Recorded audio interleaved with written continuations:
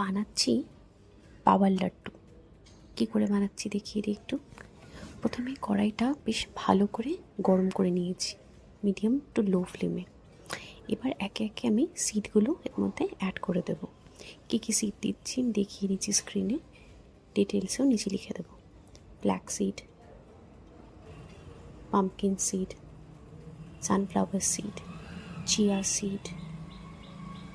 এই সব সিডের নাম আমরা মোটামুটি সবাই জানি, কিন্তু এগুলো একে একে খাওয়াতে গেলে অনেক সময় অসুবিধা হয়, বাচ্চারা খেতে চায় না। এই লাড্ডুটা খেতে অত্যন্ত সুন্দর হয় আর খুব ইজিলি বাচ্চারা খেয়েও নেয়। আমি এখানে অনেক রকম সিড ব্যবহার করেছি, তার সঙ্গে সঙ্গে নিয়েছি কাজু, আমন্ড, এগুলো। এর সঙ্গে আরও অনেক ভেরিয়েশন ইউজ করা যায়, যেগুলো আমি পরের ভিডিওতেও দেখাবো।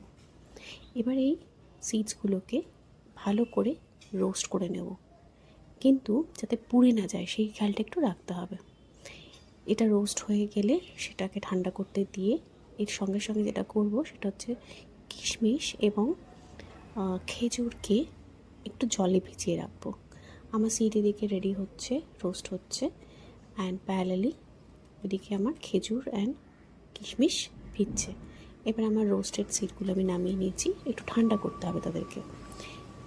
সেই সময় আমি যেটা করব সেটা হচ্ছে জল থেকে ছেঁকে তুলে কিশমিশ আর খেজুরকে আমি ব্লেন্ড করে নেব। এই ব্লেন্ডের সঙ্গে এটা একটা যেহেতু একটু ময়েস্ট আছে, সুতরাং এই ব্লেন্ডটা হয়ে গেলে ইন দ্য মিন টাইম আমার সিডগুলো একটু ঠান্ডা হয়ে যাবে, আমি সিডগুলোকে গুঁড়িয়ে নেব। এই যে আমার পেস্টটা তৈরি হয়েছে, আর আমি সিডগুলোকে এবার নিয়ে নিয়েছি গুঁড়ো করার জন্য। সিডটাও গুঁড়ো হয়ে গেছে। এবার সিডের গুঁড়ো আর কিশমিশ আর খেজুরের পেস্ট, এগুলোর সঙ্গে আমি অ্যাড করব একটু ঘি।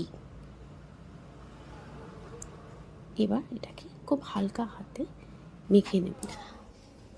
মেখে নেওয়ার পর ছোট ছোট বল আকারে আমি এগুলোকে রেডি করব।